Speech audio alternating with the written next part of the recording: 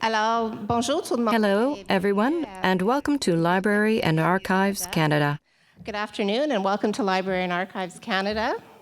Welcome, Minister and distinguished panel members and our moderator. I'd like to thank the Honourable Patty Hajdu for graciously agreeing to be with us today, and offer special thanks to our partners at the University of Ottawa for making this event possible and for being here today. We're very pleased and honored to be hosting all of you on this historic day in the year that marks the 100th anniversary of the women gaining the right to vote in Canada. As I was thinking about this historic moment, I was also thinking about my daughter, who's in university and voted for the first time in the federal election this past fall. And I don't think it would have even occurred to her that she wouldn't be allowed to have the vote. So, as she just takes it as her right as a young woman living in Canada that she can vote and be part of the political process. The world is an open book for young women like her, and we have the efforts of many dedicated, persistent, and hardworking, forward-thinking women over the past 100 years to thank for the opportunities that she and her generation have.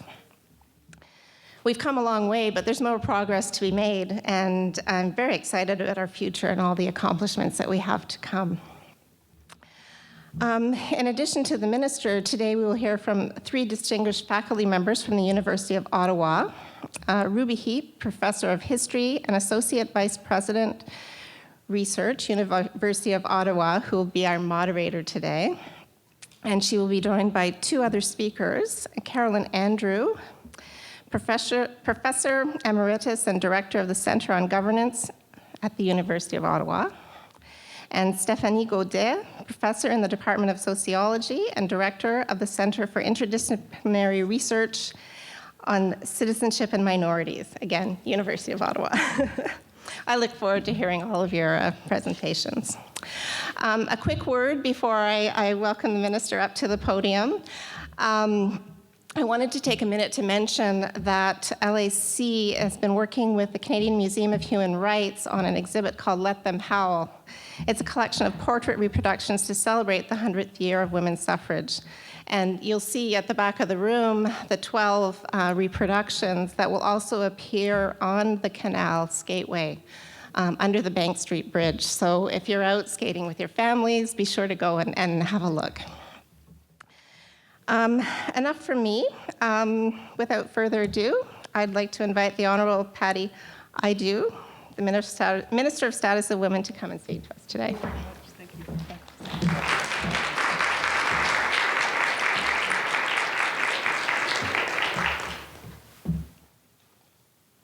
It's dry everywhere right now.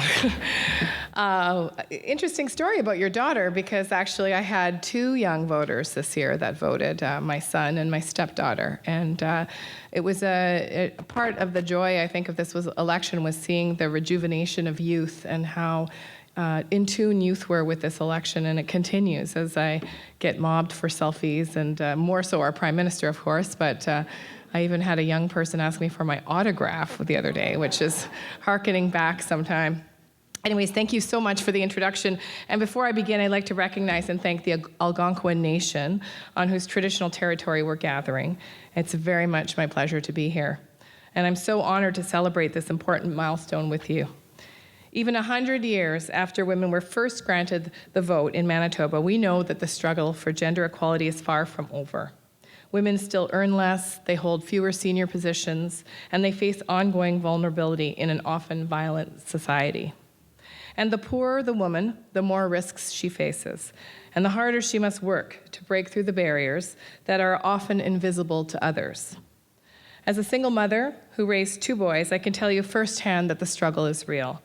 In my case, opportunities like education, increasingly good jobs as a result, and access to strong female mentors contributed to my success. And circumstance also played a large role. I did not have abusive parents, I was never hungry, and I had caregivers that stressed the importance of education. These protective factors are often invisible, but they contribute greatly to better outcomes. There is still much to do to create a society where women are safe and valued equally. 100 years ago in Manitoba, women fought to have their voices heard. Led by Nellie McClung, a 5-person delegation met with the Manitoba Premier.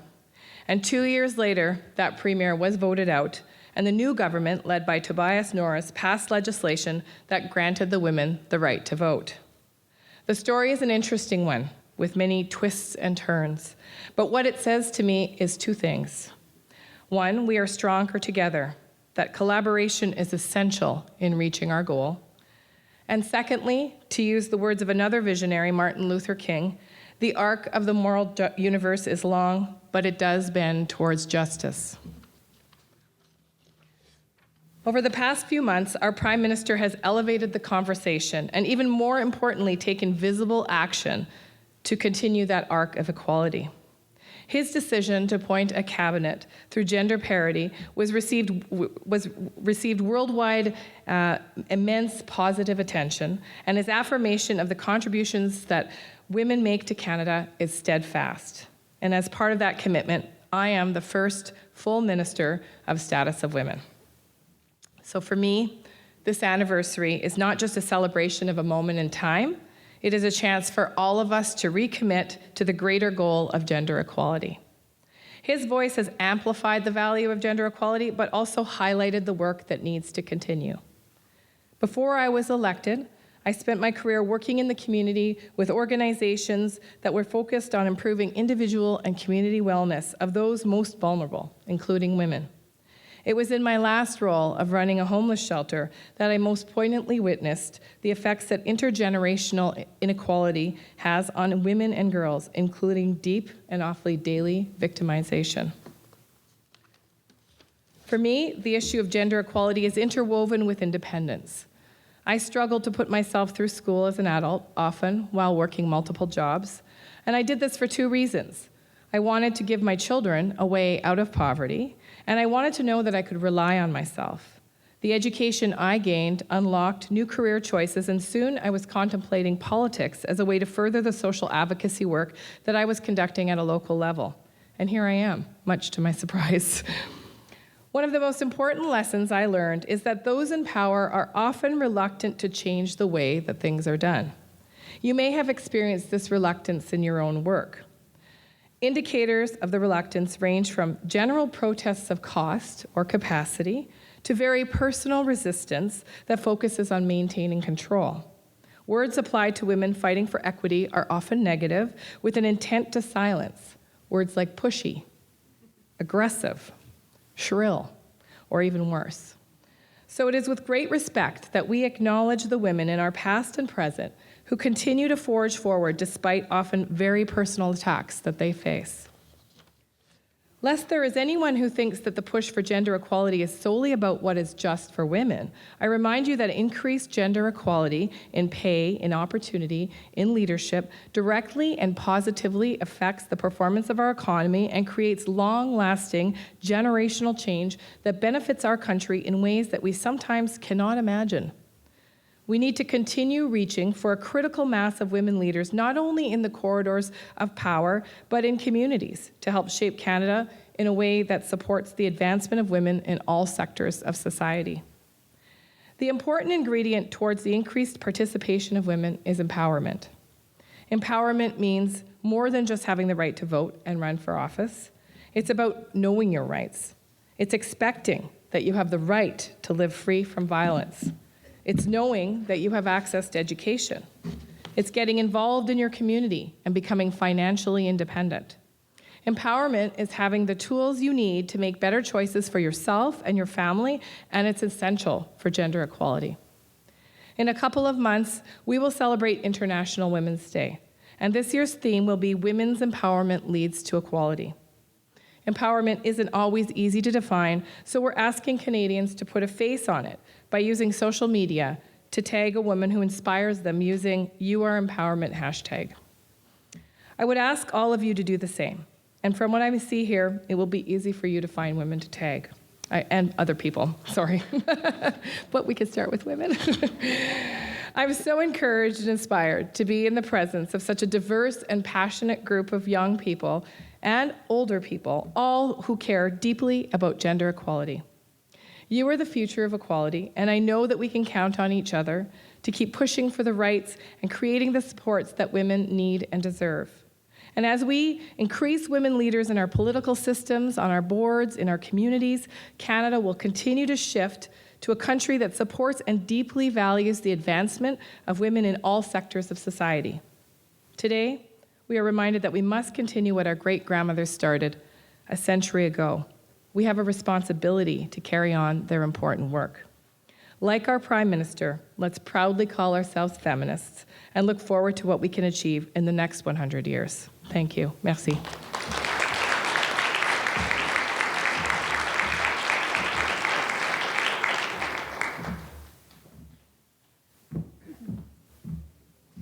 Thank you so much, Minister Hajdu, for these very inspiring, thoughtful words, but you're also giving us an action plan and things to do in the coming year. So a good combination. Thank you again for being here. So I'm Ruby Heap from the University of Ottawa, and I'm very happy to be the moderator for the rest of today's event. I'd like to thank René, where is he? Or Harden, for, of course, being involved in the organization of this event. And I'd just like to point out that in June, our president, Alan Rock, signed a memorandum of understanding with LAC, the first of its kind, actually, in the country. And the idea behind this memorandum of understanding is to collaborate together in organizing great and exciting events. And this is the first one. And I'm sure there'll be others to come, and I hope we'll see you again in one of these events. So thank you again to Guy Berthiaume and to our friends at LAC. And I would like to acknowledge the collaboration of, he's walking in the back over there, François Gagnon, who worked very hard to organize this event. And I truly enjoyed working with you, François. So now we'll proceed to the presentation of our two panelists. I know that René has introduced them briefly. I'd just like to tell you a little bit more about them, because we're very proud of Stéphanie and Caroline, and I'll just add a little bit more information on them. So Caroline, as was said, is a professor emeritus and director of the Center on Governance at the University of Ottawa. She's a political scientist by training, and her research interests and numerous publications center around the functioning of partnerships that bring together community-based equity-seeking groups, local social service delivery agencies, municipal governments, and university-based researchers. She's conducting currently 2 projects and participating to that end with the City for All Women initiative, working with the City of Ottawa and involving the co-production of the Equity and Inclusion Lens and Youth Futures. Professor Carolyn Andrew has been awarded several prestigious prizes throughout her illustrious career, and I want to mention 2 of these prizes. Order of Ottawa in 2013, and the Order of Canada, most recently in 2015. Our next panelist will be Stéphanie Gaudet. Stéphanie is the director of the Center for Interdisciplinary Research on Citizenship and Minorities, also known as CIRCUM, which is one of our most active research centers at the University of Ottawa. She is a sociology professor at the School of Sociological and Anthropological Studies. Her research focuses on new social and political engagement practices, social citizenship, and life paths. She works in collaboration with numerous civic organizations aimed at youth and social as well as political participation. Professor Gaudet's most recent publications discuss the various dimensions of social participation in Canada, such as volunteering and social entrepreneurship. She has also written on youth, the entry into adult life, and national policies and the life course.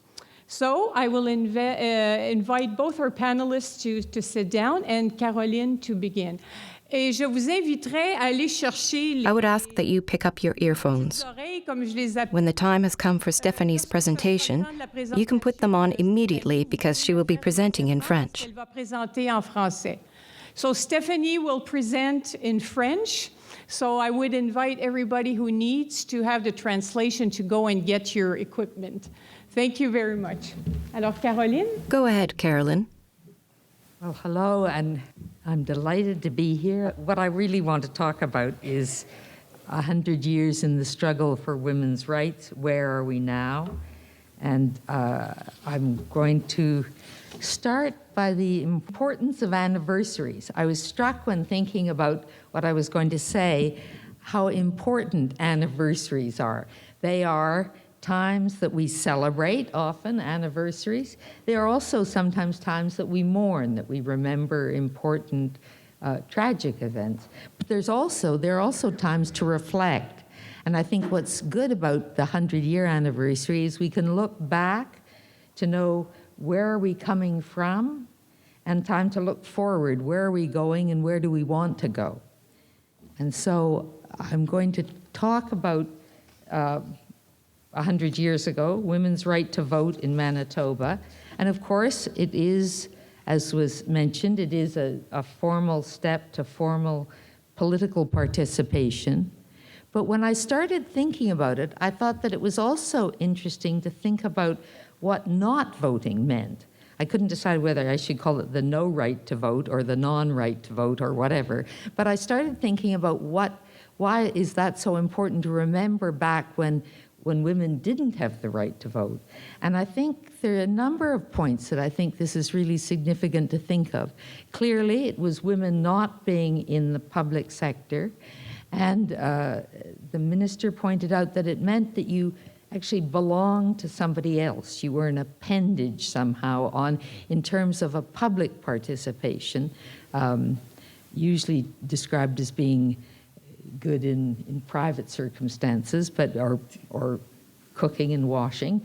But you were not seen as being somebody who existed in the public sector. You were an appendage to usually your male spouse.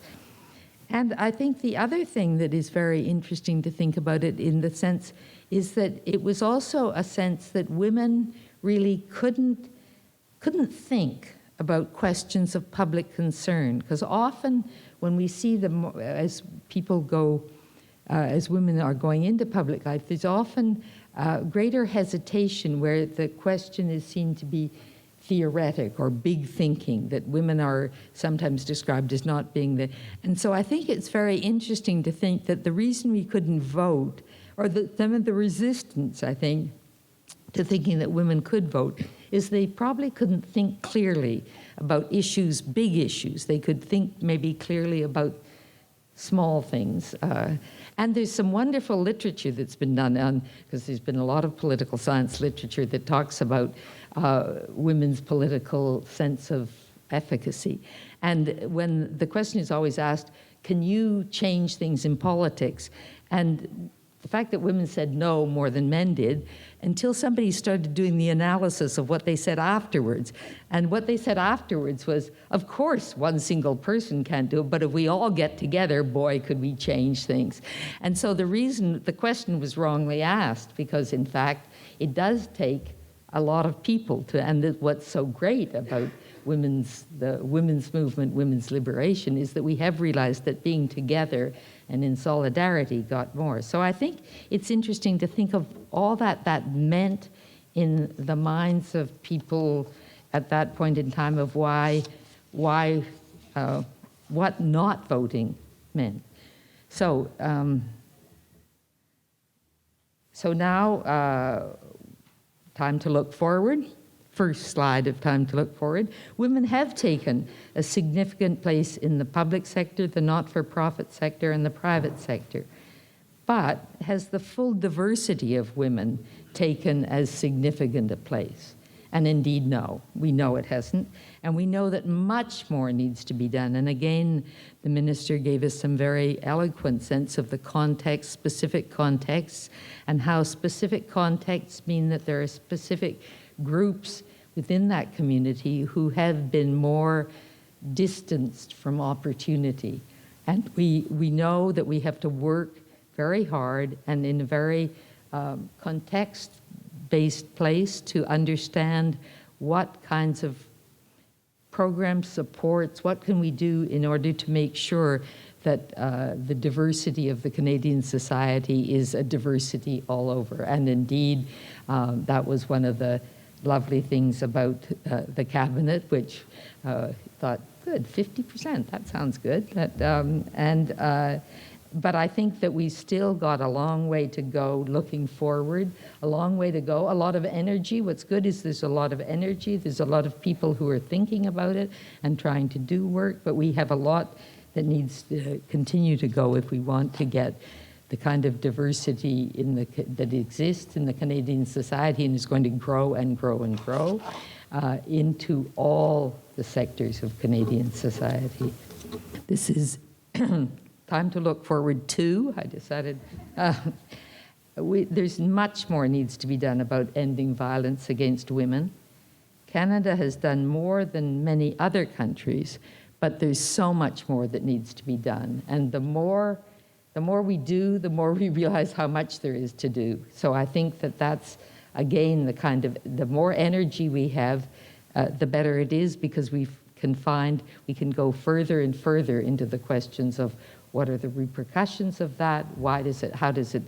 How can we build programs at different points in people's lives so that they get over that bump, or they can move onward from that? We have done more than a lot of other countries, but there's still so much to be done. And then my last slide is time to look forward 3. And then I think that it's also time for Canada, and it's a wonderful sense, to get back out into the world. We've been sort of not so prominent lately in the world, and not so well liked, and I think it came to a surprise to a lot of us when we saw the picture, or the repercussions of the summer's events with the refugee crisis, was suddenly to realize that people didn't much like us internationally. And Canadians have always, our great myth of Lester Pearson and et cetera, we've always thought that everyone loved us internationally. We were a small country, not much resources, but we were really loved. And then we discovered this summer that we were not really loved, and we'd been doing a lot of irritating things to people. So I think one of the lovely things now, and looking forward to the next 2 years, the next 10 years, but the next 100 years, is it's time to get back to walk the talk of women's rights internationally. And I've got 3 ideas, not very new, not very revolutionary, but important. One, it's got to go back to being important, and a really important component of Canadian aid. It can't just be tick off the box. It's got to be really think, okay, how can we work in different contexts to really work in what makes sense to them as the next step to making women's rights, to make Canada known as thinking intelligently and contextually about improving the condition of women across our Canadian aid programs. 2, obviously, we've got to do much more, again, internationally on violence against women. Again, this is a huge question when we look at the places where there's war-torn, but we're beginning to know how much. But again, this takes us doing intelligent, contextually smart decisions on how to play a role internationally, how to play a role with the United Nations, but how to play a role with individual countries, how to create an intelligent plan on that. And 3rd, we've got to remember that educating girls and women is extremely important, that it is one of the, and again, when we look across the world, there's lots of places where there needs to be a really emphasis on making sure that we are educating women and girls. And I think both girls and women, we mustn't stop. Educating young girls is really important, but we must continue the education all through people's lives. People don't just, we've got to start them off right with good daycare, but good young education, but we've got to continue that through the life cycle. So that's my very brief comments on why it's exciting to think about anniversaries, because it does give you a chance to think, okay, we've got another 100 years coming up to us. Let's see what we can do. Thank you very much. Bonjour. Alors, je vais parler très tranquillement pour les traducteurs derrière. Hello. I'm going to speak very slowly for the translators at the back. Thank you to Caroline for her inspiring words. Thank you to Madame Minister. Today we celebrate the 100th anniversary of women's right to vote, and I want to acknowledge the third month of our equal representation government. I want to acknowledge this because it is a historical event of equal importance to the 100th anniversary of women's right to vote. Today, I won't necessarily talk about women's participation in politics. I will talk about another form of political participation, and that is the reason why my first slide is entitled Evolving from the Political Toward Politics. In everyday life, we all function within the political realm because we think and act on issues that concern the just and the well-being of the people that surround us, such as our family, our community, and, on a greater scale, society.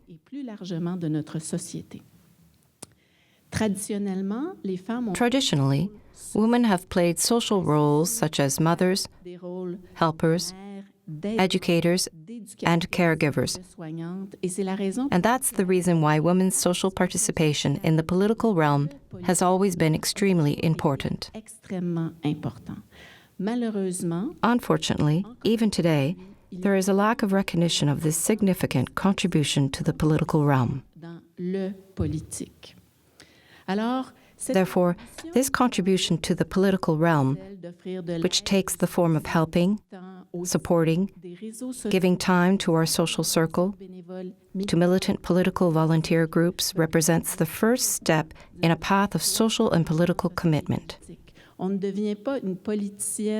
You cannot become a female politician from one day to the next. You have to build a path, a life path that brings you toward politics. But the majority of Canadian women act within politics every day, and it is extremely important to acknowledge this because this experience within politics, it is an experience of diversity, an experience of discussion, of making democratic decisions, of empowerment, and of solving collective issues. That being said, I want to emphasize the importance of social participation before getting to political participation. But let's first examine what sources of inequality shape these barriers, or rather, allow further social participation in the Canadian population.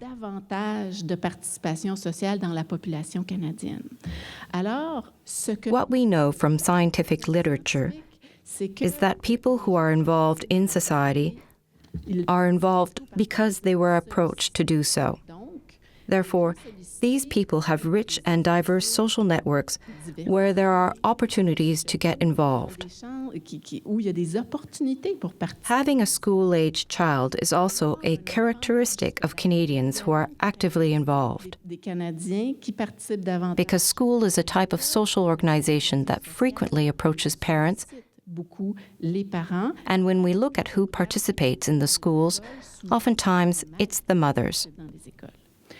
Age is also an extremely important factor because what we are noticing is that in the Canadian population, for the past 20 years, as people get older, the more they participate. And young people, groups of young people, are reducing their rate of social participation from one cohort to the next. If less young people from one generation participate, the less likely they will be to participate as they get older. Therefore, if there are less young people getting involved, we can see that, at a generational level, there will be repercussions in the long run. The immigrant status is also a barrier to social participation. You can imagine why. Different language, physiognomy, culture can be barriers. La classe sociale, qui The social class can also be a factor that can act as a barrier or an incentive. sociale, By social class, for example, we can also divide further with income, level of education, employment status. des données de And now I'm going to present some of my data from my research focusing on social participation. la participation des femmes Since we are celebrating women's participation, au sein de la population. I think it's important to acknowledge that within the Canadian population for the past 20 years, the people who are socially involved, the group of people whose social participation, as much in militant political groups, community or support groups, are women between the ages of 50 to 64. Je pense qu'il est important There is a common thread, and I think it's important to acknowledge this because women are extremely involved citizens, and it's important to recognize their contribution. et j'aimerais souligner que leur I would also like to point out that their contribution is consistent despite the fact that the rate of social participation in Canada has decreased over the past 20 years, which shows that women in this age category are always very socially involved. voir malheureusement Unfortunately, we noticed that over the course of the last 20 years, the participation of women of childbearing age, meaning women between the ages of 25 and 49, that specific group, has decreased. aux enjeux liés à la We could think that the issues linked to the balancing the work-family dynamic explains the decrease in participation because over the past 20 years, the number of women in the workforce full-time has increased. travail à temps plein sont plus élevés. Quand on regarde un autre facteur qui When we look at factors that can represent a challenge, or say a factor that can reduce the rate of participation, peut diminuer les taux de it's the fact of being an immigrant, d'être immigrant. Et more particularly a female immigrant. quand je regarde les taux de participation, When I look at the average rates of social participation in the Canadian population, je regarde les taux de when I look at the rates of participation in general, participation au Canada qui what I notice is that the people living in Canada that show a higher rate of participation are women with school-age children. et là vous pouvez le voir à droite, je lance And this group, and here you can see on the right, j'ai pas eu le temps I have circled it. vraiment I am very sorry for the communications people. beau après I didn't have time to create very appealing graphics. que c'est So they're a little bit scientific, à lire. a little more difficult to read. La colonne de droite, But on the right, we can see the right side column. on It shows women with children. personnes qui ont les taux At the other end of the spectrum, we notice that people who have the lowest rate of participation are women with school-age children. pour certaines Canadiennes, So for certain Canadians born here, femmes nées au Canada, avoir des enfants sur for women born in Canada, children are facilitators, la sociale, alors vehicles of social participation, while for women who are not born in Canada, l'âge scolaire, school-age children represent. on peut penser que We can imagine that it is more difficult for them because they might have more responsibilities, difficulté pour sortir, difficulties leaving their home, difficulté à apprendre la langue, par exemple. difficulties learning the language, for example. Quand on s'appelle When looking at social inequalities, especially where it concerns social classes, we always want to know what the main influence is. est-ce que c'est plus la scolarité, Is it education? le revenu, Is it income? est-ce que c'est Or is it multiple sources of individual characteristics? de caractéristiques individuelles et And what I was able to see through my analysis is that age remains the most influential factor on the level of social participation. vieillit, plus on participe, donc c'est So once again, the more we grow older, mais the more we c'est participate. vraiment intéressant, en tout cas du point de vue des politiques. Therefore, it's rather positive. Les relations sociales, But what I found to be extremely interesting, le revenu, in all cases, de scolarité, from a political point of view, mais on sait que is that social relationships are more influential than income or education. ça c'est sûr c'est relié. What does it mean? We know that the more money we have, the more education we have, the more our social relationships are diverse. That is obviously linked, but what I notice is that the social relationships are more influential and that it is much easier to take action with regard to social relationships to diversify our social networks than to make changes to income or, for example, education in a short time frame. What are our challenges? I think that one of the challenges for women in general is finding a balance between their work and their personal life. I think that's a challenge for a mother with young children, but also for women who take care of the elderly. It's also important to note that there are many young people that are taking care of the elderly. Between the ages of 14 and 25, 1 Canadian out of 4 who takes care of an elderly person, 30% of those are women. We have to realize that there are many young people who are taking care of individuals with certain problems, whether related to aging or health problems. So supporting and recognizing women's informal social participation through which they will gain experience, empowerment, to one day move forward into a more political participation. Supporting youth participation because it is the age group that participates the least in formal organizations and immigrant women. I think that helping citizen organizations be open to diversity based on social relationships, gender, age, ethnicity, and social class would be an important factor because then we could have more an influence on the diversity of social networks. Je vous remercie pour votre attention. Thank you for your attention, and I'll give the floor to Ruby. I'd like to thank all of you for being here, and I'd like to, again, ask you to applaud our two great panelists.